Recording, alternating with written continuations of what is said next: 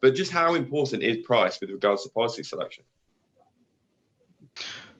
Like price, if you want a cheap price, chances are you're going to get a cheap service. Not always the case, but with certain especially aggregator sites, comparison sites, dirt cheap prices, you've probably not heard of the insurer or the underwriter.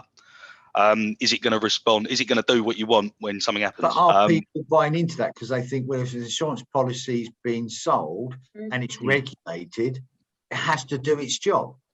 Well, we know different. I think like a prime example on that as well, Nick, is, I think with some of those sites, you don't realise that you need to then click on certain little buttons to add your accidental damage, your legal expenses, etc., etc. So clients might think, oh yeah, okay, that's, I've put my sums insured in, that's my address, that's the type of tenant I've got a full wording in the event of any claim happening, I'm covered. But then when they ring up to notify, oh no, you didn't select that on that site. Oh, you didn't tick that box to include that. So that's when clients then get unstuck. It's when they get to that point when they need to make a claim. Yeah, to some people, if they've gone through the motions and they've clicked the button that says buy insurance, they've done what they need to. There's a lot more to it than that. Remember who you dealt with last week, Kev, that thought he was fully covered, but he only clicked flea cover. Yeah, correct. It was an oversight on his policy. I didn't really think that the insurer done what they should have done. They didn't do right by him at all. And it's a classic example of, you bought the policy that was cheapest. You didn't check what it didn't check the terms on it.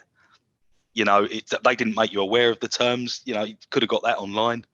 That's a classic example of something that we won't do. We'll make sure you've got what you need. We'll make sure you're covered for what you want. I think there's a couple of things that we need to bear in mind with aggregators, especially, and buying online. So you will have all seen that the process of buying for an aggregator is you get the cheapest price at the top. And then when you click that, it will then ask you about buying all the add-ons, like Natalie said, accidental damage cover, legal expenses cover, so on and so on.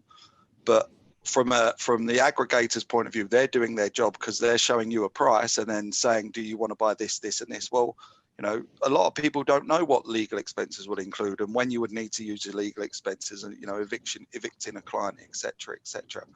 So, when we say how good Kev is better than an algorithm, because that is all an aggregator is. It's just a rule that sits behind it. And I think the client in question that you've just spoken about there, Nick, the system hasn't done anything wrong, because I think the type of occupancy of the property was unoccupied.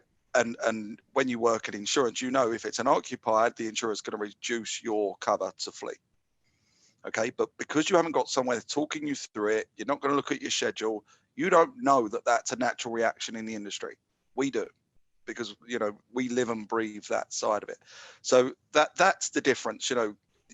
As good as computers can be, they're not a human being. The problem was it wasn't unoccupied, but he didn't know that he had to ring them to tell them now it's occupied. I was just going to add that. Yeah, they automatically put it down to flea cover. But what happened was now it's occupied. He didn't tell them, so he's still on flea cover. And a disaster. What I didn't like about that, though, was the insurer's response. It was very much no, I don't want to know. Sorry. No, that's it. You're not covered. What we do here, we speak to the insurers as well for you.